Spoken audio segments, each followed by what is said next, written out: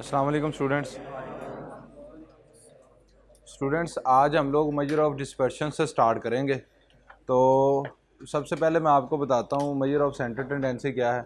जो स्टार्ट पे हमने होल्ड कर ली थी ना डेफिनेशन, पहले उसके ऊपर बात करते हैं और साथ ही जो है वो मेजर ऑफ डिस्पर्शन की बात करते हैं।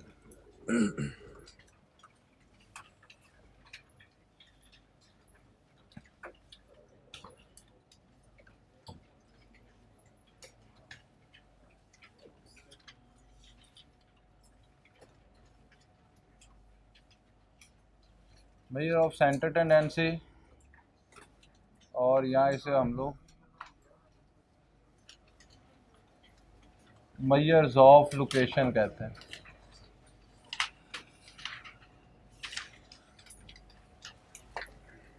इसके साथ ही बात शुरू कर लेते हैं measures of dispersion.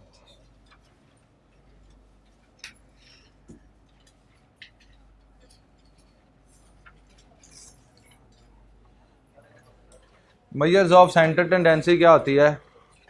Averages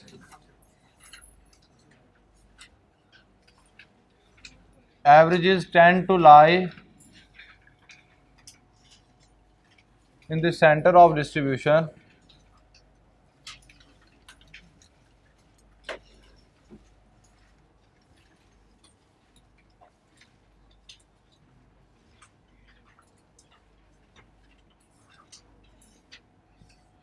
that's why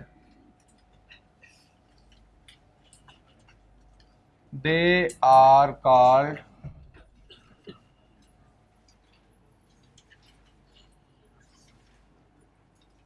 measures of center tendency. Averages tend to lie in the center of the distribution. जो averages होती है ना सारी की सारी, वो अरिथमेटिक मीन, वो ज्योमेट्रिक मीन, वो हार्मोनिक मीन, वो मीडियन, वो मोड, ये सारी की सारी डाटे के सेंटर की तरफ लाई करती हैं, यानी कि अप्रॉक्सीमेट डाटे का सेंटर होती हैं। ठीक है जी। तो इसलिए इन तमाम की तमाम एवरेज को इन जनरल हम लोग क्या कहते हैं? Measures of centre tendency. वैसे जो मेन एवरेजेस हैं जो मेजर ऑफ सेंटर टेंडेंसी में आती हैं वो 3 हैं। उनमें है अरिथमेटिक मीन, मीडियन और मोड। ठीक है जी। जो main measures of centre tendency में आती हैं वो आपके पास 3 एवरेजेस हैं, और वो कौन कौन सी हैं जी? अरिथमेटिक मीन, मीडियन और मोड। लेकिन इन जनरल हम लोग तमाम के तमाम एवरेजेस को मेजर्स ऑफ सेंटर टेंडेंसी कहते हैं। अच्छा, यहाँ पे मैंने एक चीज़ और लिख दी, मेजर्स ऑफ लोकेशन क्यों कहते हैं? Because they locate the centre of the distribution. क्योंकि ये जो एवरेज है ये हमें डिस्ट्रीब्यूशन का, डाटे का सेंटर लोकेट करके देती है, इसलिए हम इन्हें मेजर्स ऑफ लोकेशन भी कहते हैं। अच्छा जी, यहाँ तक बात चल रही थी तो इसकी एक मैं एग्जांपल यहाँ पे लिख देता हूँ, चलें, जिससे ये दोनों हमारे टॉपिक जो है वो इनका फ़र्क पता चल जाएगा।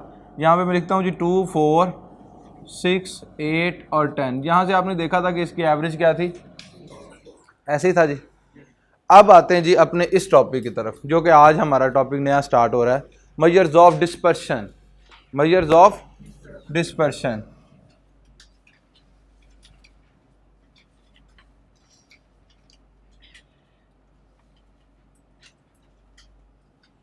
It measures the extent of variation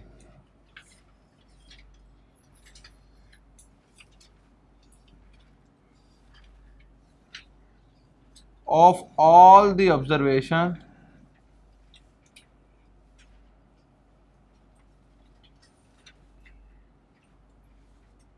from their mean or origin। Mean कह लें या ओरिजिन कह लें, बात एक ही है। ठीक है जी। It measures the extent of variation of all the observation from their mean और ओरिजिन। इस तरह से कुछ समझ नहीं आई कि ये बात क्या हुई है।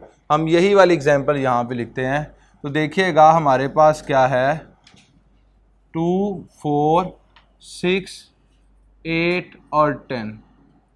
अच्छा जी, जो मेजर्स ऑफ सेंटर टेंडेंसी में आप काम करते रहे ना, आप सिर्फ एवरेज फाइंड आउट करते ना। ठीक है जी, एवरेज फाइंड आउट करते थे और वो डाटा का अप्रॉक्सीमेट सेंटर होता था, कभी एग्जैक्ट सेंटर होता था। यहाँ पे तो एग्जैक्ट सेंटर आ जाएगा, क्योंकि यहाँ पे जो डिफरेंस है, जो गैप है, वो एक सिस्टमेटिक गैप है, ठीक है जी। हर एक वैल्यू के दरमियान 2 2 का गैप है, तो इसका एग्जैक्ट सेंटर आ गया यहाँ पे क्या है जी 6। ओके जी।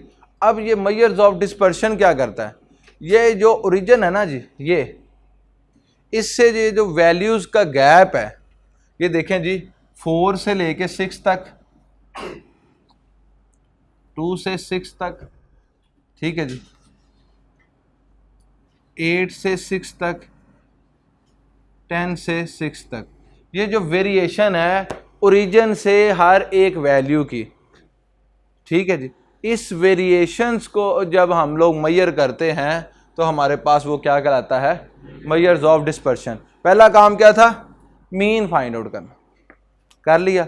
अब उस ओरिजिन से, उस मीन से जो तमाम वैल्यूज़ की वेरिएशन बनती है, उस वेरिएशन को स्टडी करने का नाम क्या है, measures of dispersion.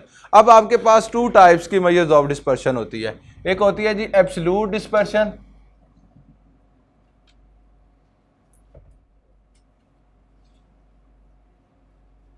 Absolute measures of dispersion,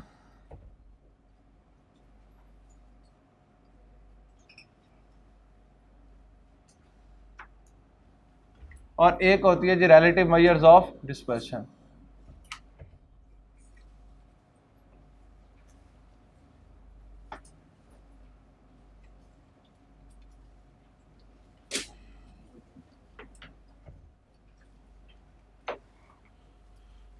अब ये एब्सोल्यूट मेजर ऑफ डिस्पर्शन क्या होती है जी, बैठ जाए जहां पे जगह मिलती है, जल्दी करें।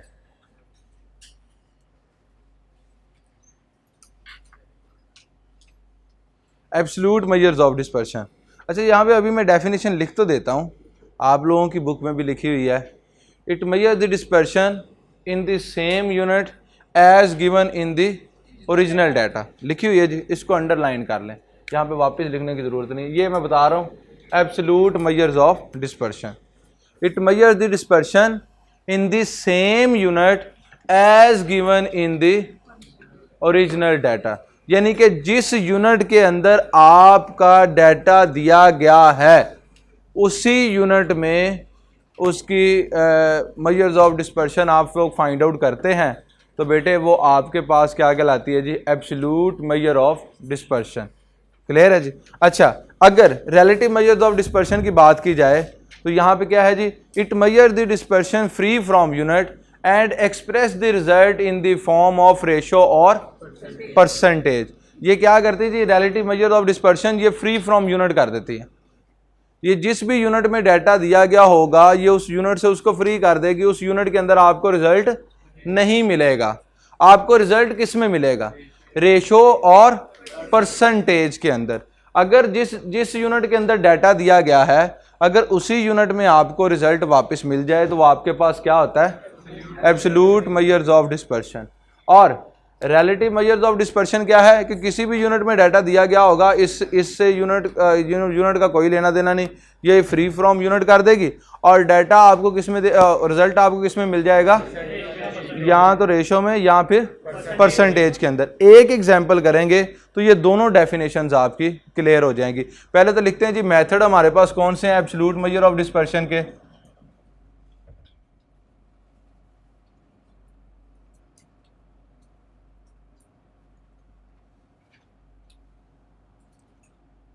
कि हम लोग किस किस तरह से absolute measure of dispersion find out कर सकते हैं। तो हमारे पास जो मेथड्स हैं वो सबसे पहले है जी रेंज, सेकंड है जी इंटर क्वार्टाइल रेंज,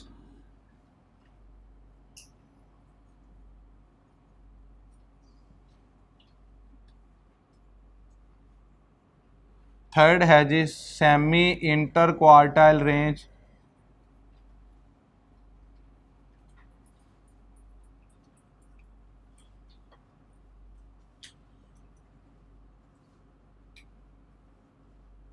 परेशान नहीं होना, ये 1 बाय 1 हम लोग स्टडी करें। जिस तरह से मैंने एवरेजेस लिख के दी थी ना आपको, arithmetic mean, weighted mean, combined mean, geometric mean, harmonic mean, और 1 बाय 1 हमने सबको स्टडी किया था, इसी तरह से ये है। यहाँ पे आपके पास क्या है जी, 2 टाइप्स की मेजर्स ऑफ डिस्पर्शन है। एक एब्सोल्यूट मेजर ऑफ डिस्पर्शन है, और एक रिलेटिव मेजर्स ऑफ डिस्पर्शन है। एब्सोल्यूट क्या काम करती है जी, जिस यूनिट के अंदर आपको डाटा दिया गया है उसी यूनिट में आपको रिजल्ट देंगे, ओके। और रिलेटिव मेजर ऑफ डिस्पर्शन क्या करती है जी, जिस यूनिट में भी डाटा दिया गया हो वो यूनिट से रिजल्ट्स को फ्री कर देगी और रिजल्ट किस में आएगा, या तो रेशो में या फिर परसेंटेज के अंदर। एक एग्जांपल करेंगे और उसमें इंशाल्लाह ये दोनों क्लियर होंगे। सेमी इंटर क्वार्टाइल रेंज कह लें या इसको हम लोग क्या कह सकते हैं, quartile deviation. Quartile deviation, semi inter quartile range का सेकंड नेम हमारे पास क्या है, क्वार्टाइल डेविएशन। और इसके बाद देखिएगा यहां पे आपके पास आ गया जी वेरिएंस, और लास्ट वन स्टैंडर्ड डेविएशन।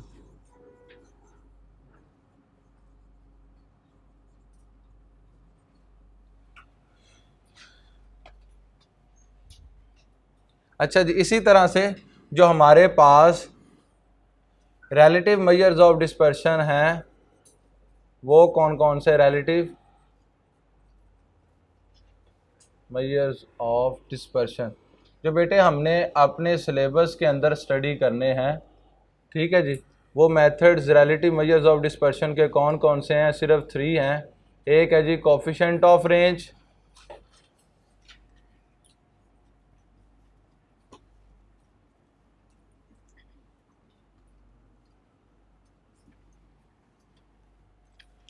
एक है बेटे आपके पास coefficient of quartile deviation,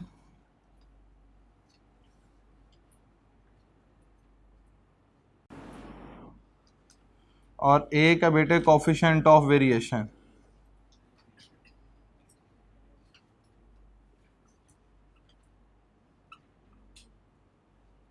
sir जी आप ये सारे नेम क्यों लिखवा रहे हैं, क्या रीज़न है? आप 1 बाय 1 करवाते चले जाएं। आप टॉपिक शुरू करते हैं फ़ौरन प्रेशर डाल देते हैं कि ये 5 टॉपिक यहाँ पे करने हैं, 3 टॉपिक वहाँ पे करने हैं।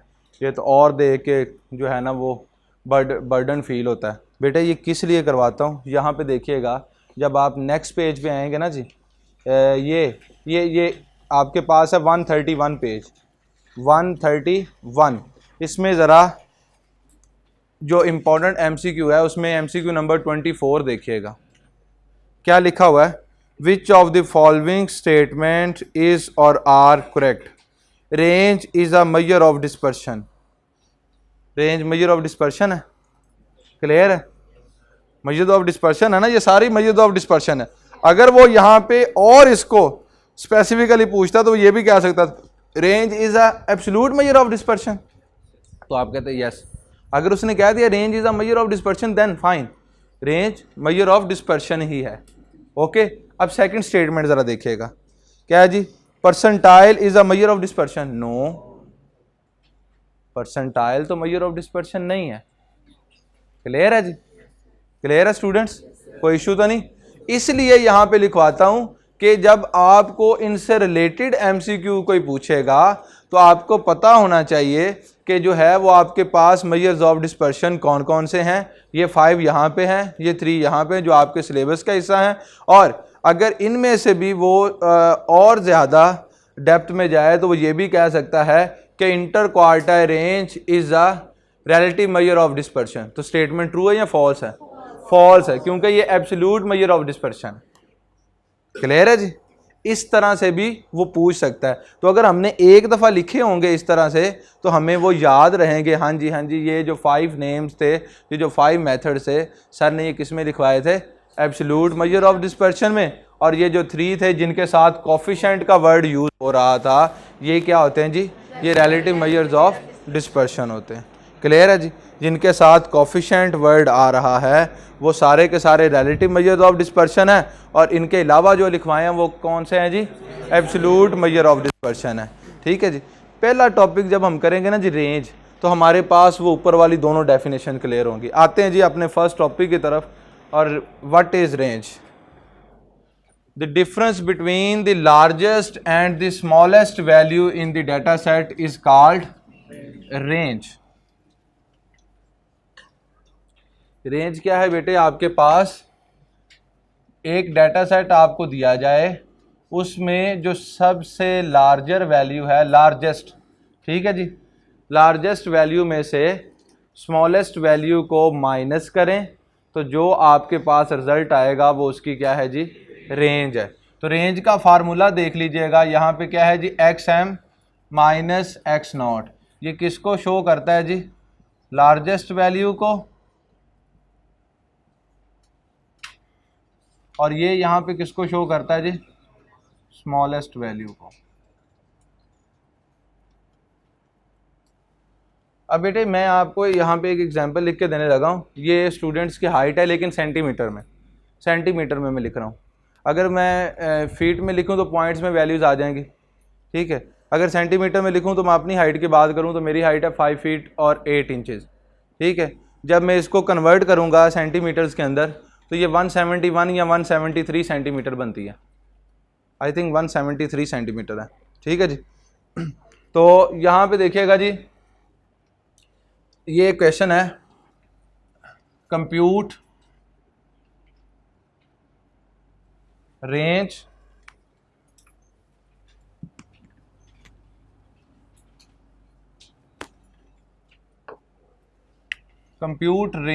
And coefficient of range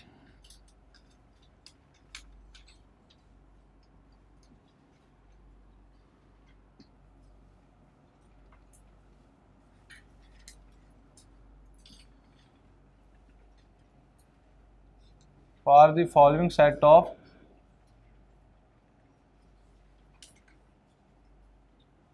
data set. अच्छा देखिए जी, 165 सेंटीमीटर,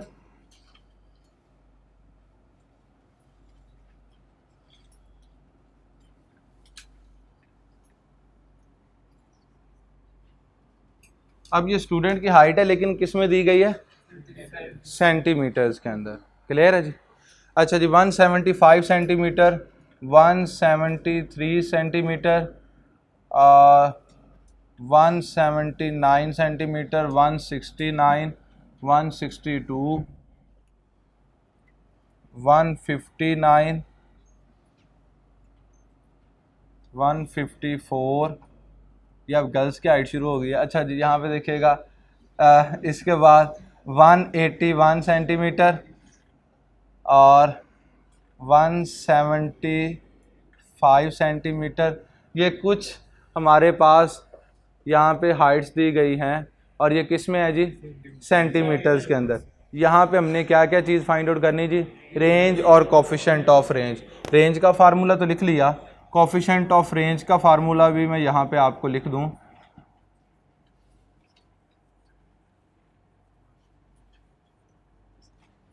तो ये क्या है जी, X M minus X naught over X M plus X naught, ठीक है जी। अब देखिए बच्चे, यहाँ पे जो स्टूडेंट्स की हाइट दी गई है वो सेंटीमीटर में, यूनिट कौन सा यूज़ किया गया, सेंटीमीटर, राइट। फार्मूला लगाते हैं यहाँ पे रेंज का, तो आपके पास आ गया जी X M minus X naught. X M बेटे यहाँ पे क्या है, 181 सेंटीमीटर और 154 जो है वो एक्स नॉट है, एक्स नॉट, और ये आ गया एक्स एम, ओके। अब यहाँ पे लिखता हूँ जी 181 माइनस 154, तो कितना गैप है बेटे total, 27 centimetre.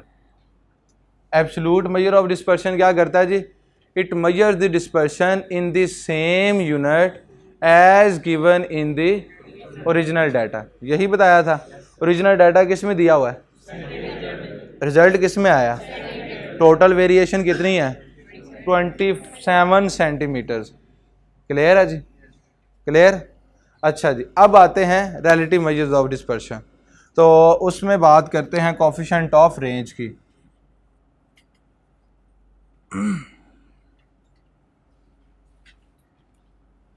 Coefficient of range X M minus X naught over X M plus X naught. अब इसमें ज़रा वैल्यूज़ पुट कीजिएगा, 181 -154 डिवाइडेड बाय 91 प्लस 154। अब बेटे ज़रा इसको सॉल्व कीजिएगा। 0.0806 0.0806 आप इसको चाहते तो फ्रैक्शन में लिख सकते थे A/B में। ठीक है जी, क्लियर है जी। आपने पॉइंट में भी लिख दिया तो ये रेशो में ही है, क्योंकि आप इसको फ्रैक्शन में लिख सकते हैं। ओके जी। अब सेकंड देखें, आप क्या करें जी, आप इसको परसेंटेज के अंदर भी लेके जा सकते हैं। परसेंटेज के अंदर लेके जाएं तो क्या करेंगे, मल्टीप्लाई बाय 100 कर देंगे। चलें जी, इसको मल्टीप्लाई बाय 100 करें तो आपके पास रिजल्ट क्या आ गया, 8.06%। 8.06%। क्या कहा था, रिलेटिव मेजर्स ऑफ डिस्पर्शन क्या करता है जी, it measures the dispersion free from unit and express the result in the form of ratio और परसेंटेज। क्या ये सेम यूनिट के अंदर रिजल्ट था? 0.08 सेंटीमीटर की वेरिएशन है ना, ना, ये फ्री फ्रॉम यूनिट हो गया। डाटा आपको सेंटीमीटर में दिया गया था लेकिन रिजल्ट आपको रेशो में मिल रहा है। क्लियर है जी। तो क्या करते हैं जी, किसी भी यूनिट में डाटा दिया गया होगा, ये डाटे को, ये रिलेटिव मेजर्स ऑफ डिस्पर्शन क्या कर देगा, फ्री फ्रॉम यूनिट कर देगा डाटे को, और रिजल्ट किस में देगा हमें, या तो रेशो में, और रेशो के बाद अगर आप उसको परसेंटेज के अंदर लेके जाना चाहते हैं तो आप क्या करेंगे जी, 100 के साथ मल्टीप्लाई कर देंगे। बच्चे सुनिएगा, ये डेफिनेशन ना तो ये दोनों की आएगी ना ही मेजर्स ऑफ डिस्पर्शन की, तीनों में से किसी की डेफिनेशन पेपर के अंदर नहीं आएगी। हाँ, लेकिन ये ज़रूर पूछेगा कि range is a measures of dispersion, और इसी तरह से पूछ लेगा quartile is a measure of dispersion. No. Clear है जी, समझ आ रही बात की? तो ये चीज़ें आपने याद रखनी है कि आपके पास एब्सोल्यूट मेजर्स ऑफ डिस्पर्शन में कौन कौन से मेथड हैं और रिलेटिव मेजर ऑफ डिस्पर्शन में कौन कौन से मेथड हैं। ऑफ की नहीं। अच्छा जी, अब यहाँ पे देखें जी, नेक्स्ट हमारे पास क्या है, नेक्स्ट है जी inter quartile range. Inter quartile range, अब इसकी तरफ आते हैं जी। ये टॉपिक क्लियर है जी। अच्छा बेटे, यहाँ पे एक चीज़ रह गई, ये तो अनग्रुप डाटे के साथ मैंने आपको बताया रेंज। ग्रुप डाटे का अगर क्वेश्चन आता है तो तब आपने रेंज किस तरह से कैलकुलेट करनी है, देखिएगा।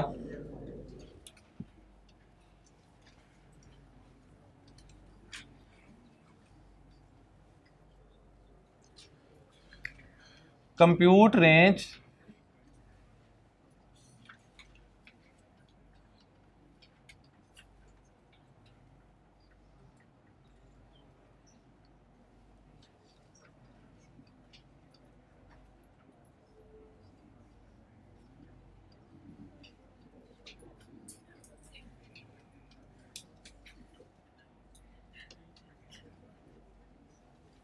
Compute range for the following frequency distribution.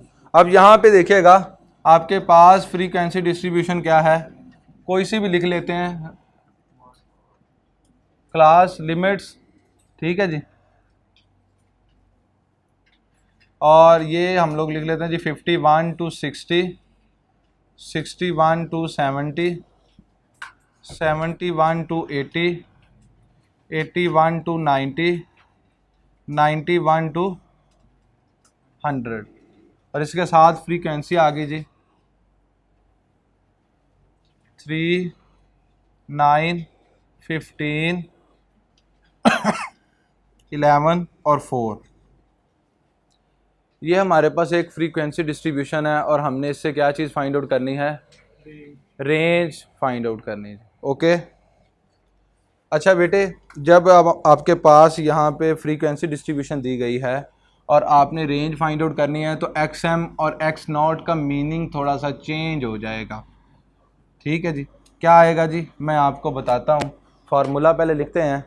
तो आपके पास है जी R is equal to XM minus X0। अब बेटे इस XM का मतलब क्या है जी, अपर क्लास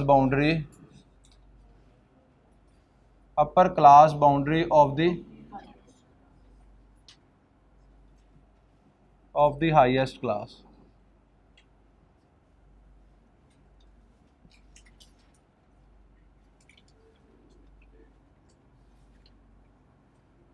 या लार्जेस्ट क्लास भी लिख सकते हैं। ठीक है जी। अच्छा जी, अब यहाँ पे देखिएगा कि X0 का मीनिंग यहाँ पे क्या है, लोअर क्लास बाउंड्री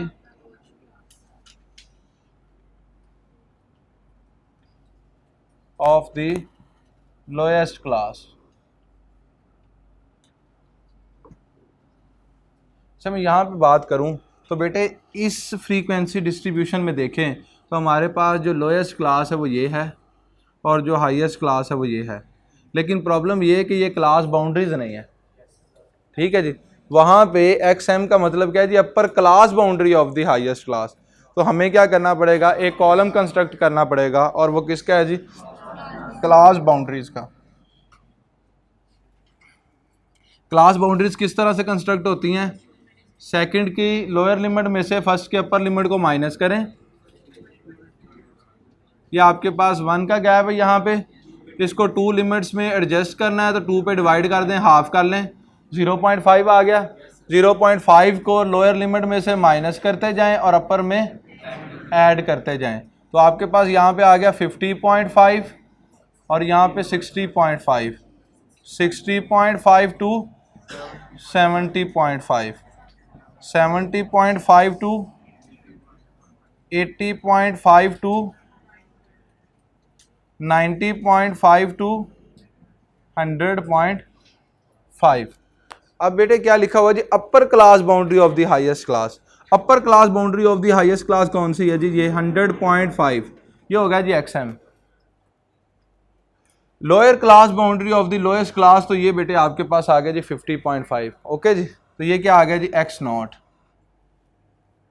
ओके, अब आपने यहाँ पे इस फार्मूले के अंदर ये वैल्यूज पुट करनी है, तो आपके पास आ गया जी 100.5 माइनस 50.5, तो आपके पास 50 जो है वो क्या आ गई जी, रेंज आ गई।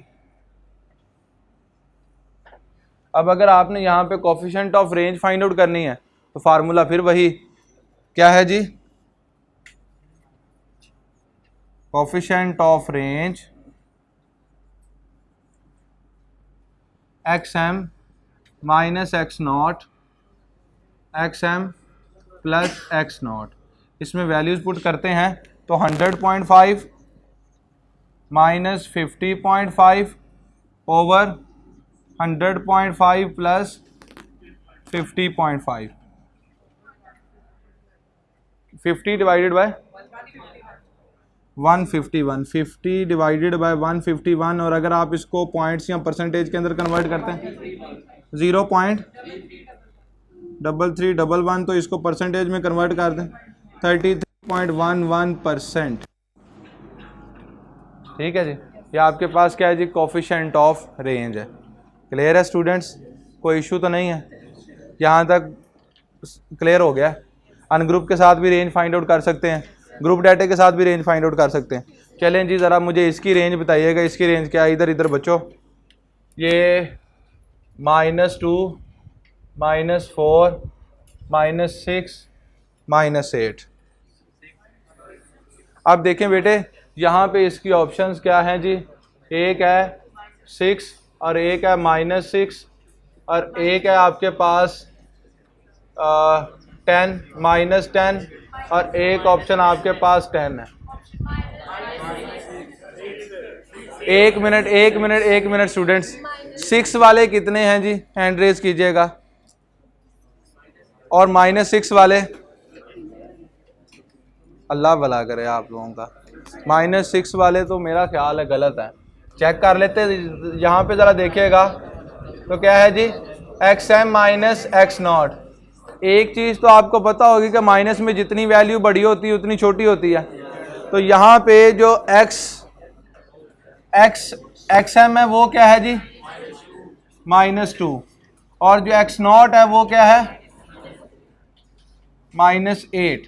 एक्स नॉट क्या है बेटे आपके पास, -8, क्योंकि माइनस के साथ जितनी वैल्यू बड़ी होती है उतनी वो छोटी कंसीडर की जाती है। ठीक है जी, आप देखिए जी, -1000 आ जाए और -1 आ जाए तो -1 बड़ी वैल्यू है। ओके जी, अब यहाँ पे देखिएगा आपके पास एक्स एम क्या है, -2, और एक्स नॉट क्या है, -8। तो इसमें पुट करते हैं जी वैल्यूज़, तो आपके पास आ गया जी -2 -8, तो बेटे क्या आ गया -2 + 8, तो आंसर क्या आया जी 6 आया। क्लियर है जी। यहाँ पे यही मिस्टेक होती है कि स्टूडेंट क्या कर देते हैं -6 को जो है वो टिक कर देते हैं और ये गलत हो जाता है। यही 4 वैल्यूज़, इन्हीं 4 वैल्यूज़ के साथ आई कैप ने फाइनल एग्जाम में क्वेश्चन पूछा हुआ है। रेंज पूछी थी और वैल्यूज़ भी यही थी जो आपके सामने लिख दी हैं। ठीक है जी। अब ये देखिए जी, इतना सिंपल क्वेश्चन आता है लेकिन एक छोटा सा कॉन्सेप्ट है कि माइनस में जितनी वैल्यू बड़ी आ जाए उतनी हम लोग उसको छोटी कंसीडर करते हैं। ठीक है ना जी। ये बात अगर भूल जाएं तो आप अगर XM की जगह पे -8 लिख दें और X0 की जगह पे -2 कर दें तो -6 आ जाएगा। -6 आएगा तो आपका आंसर जो है वो गलत हो जाएगा। क्लियर है जी। अब आते हैं जी inter quartile range.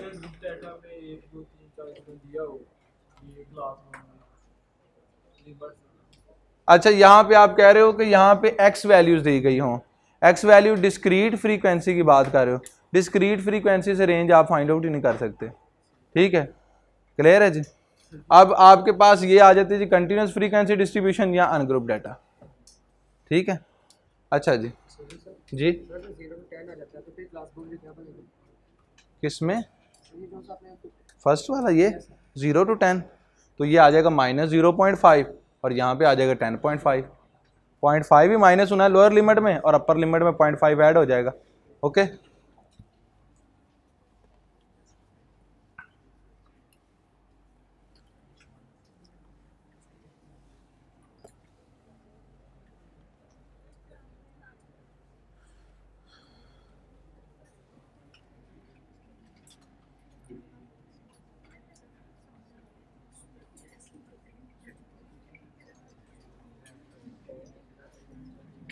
interquartile range, the difference between the upper and lower quartile is called interquartile range.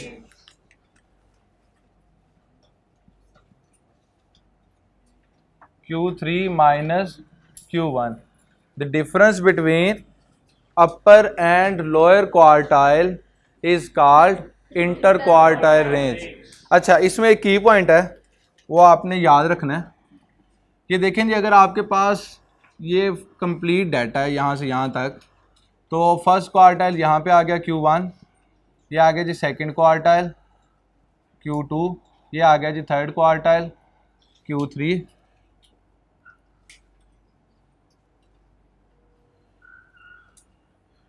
अब ये तो आपके पास मीडियन होता है जी सेकंड क्वार्टाइल। क्लियर है जी। अब देखें, अगर मैं इंटर क्वार्टाइल रेंज की बात करूं तो उसमें डाटा कौन सा आ रहा है, यहां से लेके यहां तक। It contains middle 50% of the data. It contains middle 50% of the data. आपकी बुक में ये की पॉइंट लिखा होगा, इट कंटेन्स, ये 50% से पहले मिडल वर्ड लिख लें, मिडल 50% ऑफ द डाटा। ठीक है जी। ये एक छोटा सा की पॉइंट है लेकिन ये भी आई कैप ने एक दफ़ा एग्जाम में पूछा था, आज से कोई 1 साल पहले। ठीक है जी। ये लास्ट ईयर कोई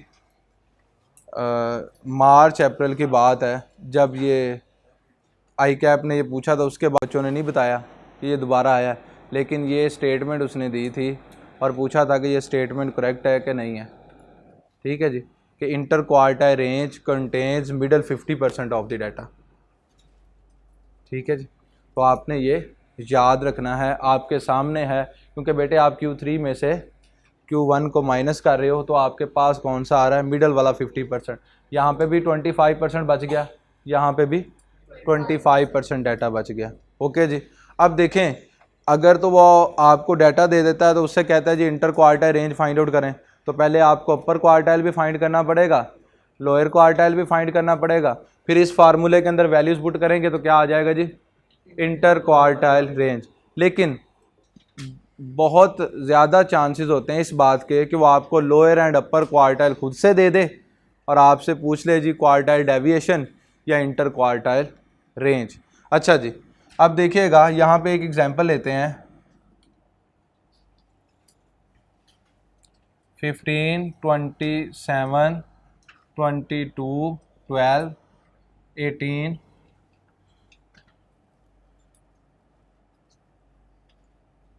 10 और 30।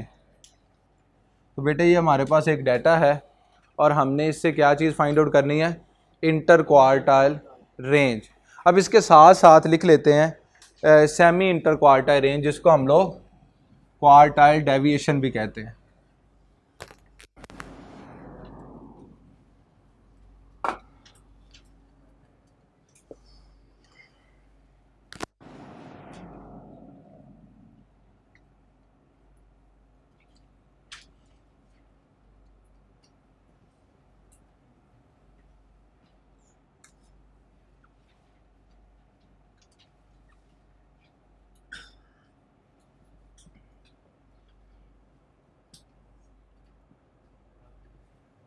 क्वार्टाइल डेविएशन का फार्मूला क्या है बेटे, Q3 minus Q1 divided by 2। Semi inter है ना, तो जो इंटर क्वार्टाइल रेंज है इसका हाफ कर दें, तो इसको क्या करेंगे जी, आप 2 पे डिवाइड कर देंगे तो आपके पास क्वार्टाइल डेविएशन आ जाएगी। अब बहुत रेयर होता है कि वो पूछे जी compute semi inter quartile range, वो ये वाला नेम यूज़ नहीं करता बल्कि ये यूज़ करता है कंप्यूट क्वार्टाइल डेविएशन। ओके, अब एक हमारे पास ये डाटा है, इसमें से हम लोग इंटर क्वार्टाइल रेंज भी फाइंड आउट करेंगे और सेमी इंटर क्वार्टाइल रेंज भी फाइंड आउट करेंगे। सबसे पहला काम क्या करना है जी, हमने डाटे को अरेंज करना है। तो यहाँ पे आ गया जी अरेंज डाटा।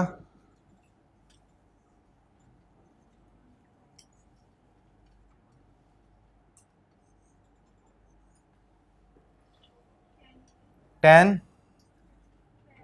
12, 15, 18, 22, 27 और 30। ये बेटे आपके पास 7 वैल्यूज़ आ गई और आपने इनको क्या कर लिया जी, अरेंज कर लिया। अब आपने यहाँ से लोअर क्वार्टाइल भी पहले फाइंड आउट करना है और फिर अपर क्वार्टाइल भी फाइंड आउट करना है। जैसे ही आपके पास ये दोनों रिजल्ट्स आ जाएंगे, आपने क्या करना है, इस फार्मूले के अंदर वैल्यूज़ पुट करनी है तो इंटर क्वार्टाइल रेंज आ जाएगी। अच्छा जी, सबसे पहले बात करते हैं लोअर क्वार्टाइल की, जिसको हम लोग फर्स्ट क्वार्टाइल भी कहते हैं। तो Q1 n+1 over 2th value,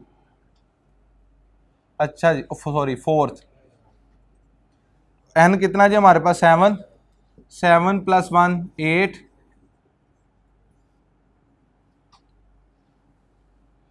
तो यहाँ पे आगे जी सेकंड वैल्यू। तो बेटे सेकंड वैल्यू यहाँ पे कौन सी है जी, 12। तो यहाँ पे लोअर क्वार्टाइल आ गया 12। अच्छा, सम टाइम ना बच्चे ये भूल जाते हैं कि हमने इसको अरेंज करना है। वो जैसे डाटा बड़ा होता है लोअर एंड अपर क्वार्टाइल वैसे फाइंड आउट कर देते हैं और लोअर क्वार्टाइल का आंसर ज़्यादा आ रहा होता है और अपर क्वार्टाइल का कम आ रहा होता है। ना ना बच्चे, सबसे पहले आपने डाटे को अरेंज करना है। और दूसरी बात याद रखिएगा कि लोअर क्वार्टाइल का आंसर कम होगा, अपर क्वार्टाइल का आंसर ज़्यादा होगा। जैसे यहाँ पे 12 है तो अब 100% कन्फर्म है कि जो Q3 है वो 12 से बड़ी वैल्यू आएगी। ओके जी, अच्छा जी, अब ज़रा देखते हैं जी Q3 की तरफ। तो Q3 क्या है जी हमारे पास, 3 × n+1 ओवर 4th वैल्यू। ये मैं ब्रैकेट सिर्फ आप लोगों को समझाने के लिए लगाता हूँ, स्केल ब्रैकेट, ताकि आपको ये पता चल जाए कि पहले हमने ये सारा काम कंप्लीट कर लेना फिर वैल्यू देखनी है। ओके, सम टाइम ऐसा होता है कि स्टूडेंट पहले ये वैल्यू देख लेता है और लास्ट पे 3 के साथ मल्टीप्लाई कर देते हैं, तो वो आंसर गलत हो जाता है। ठीक है जी, तो अब ज़रा देखिएगा, यानी कि इस तरह से कि ये 12 है तो 12 को 3 के साथ मल्टीप्लाई किया तो अपर क्वार्टाइल क्या आ गया जी, 36। तो ये गलत अप्रोच है, इस तरह से नहीं करना। पहले आपने इसको कंप्लीट सॉल्व करना है और बाद में वैल्यू देखनी है। तो यहाँ पे आ गया जी आपके पास 3 × 7 + 1 ओवर 4,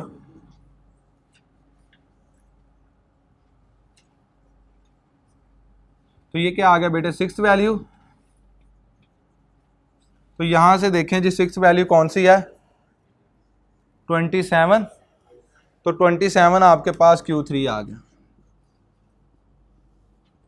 जैसे ये दोनों वैल्यूज आ गई हैं, अब तो बहुत आसान है, inter quartile range find out करनी है। तो इसमें वैल्यूज पुट कर दे 27 minus 12 which is equal to 15। इसी तरह से इस फार्मूले में आ जाते हैं, तो 27 minus 12 divided by 2 which is equal to 7.5।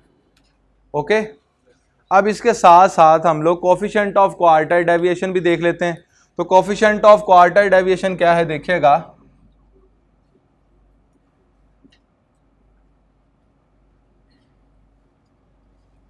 Q3 minus Q1 over Q3 plus Q1।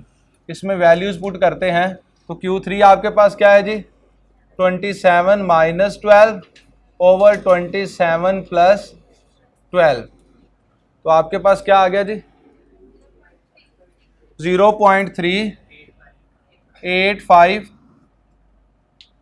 तो यहाँ पे जब आप इसको परसेंटेज में कन्वर्ट करेंगे तो 38.5% इसका आंसर आ जाए। ओके, आप चाहें तो इसको रेशो में रहने दें, A/B में, आप चाहें पॉइंट में लिख लें और बाद में आप उसको परसेंटेज में भी कन्वर्ट कर सकते हैं। ऑप्शन देखनी है A, B, C, D। अगर तो वो परसेंटेज में दी हुई हैं तो आप इसको परसेंटेज के अंदर कन्वर्ट कर दें। बच्चे ये छोटे छोटे से टॉपिक्स थे, रेंज, इंटर क्वार्टाइल रेंज और सेमी इंटर क्वार्टाइल रेंज। ठीक है जी, इनके साथ साथ हमने इनके रिलेटिव मेजर्स ऑफ डिस्पर्शन भी देख लिए, कोफिशिएंट ऑफ रेंज और कोफिशिएंट ऑफ क्वार्टाइल डेविएशन। कल के लेक्चर में हम इंशाल्लाह वेरिएंस, स्टैंडर्ड डेविएशन और कोफिशिएंट ऑफ वेरिएशन पे बात करेंगे। ठीक है जी, आज का लेक्चर यहीं तक था। अपना ख्याल रखिएगा। अल्लाह हाफिज़।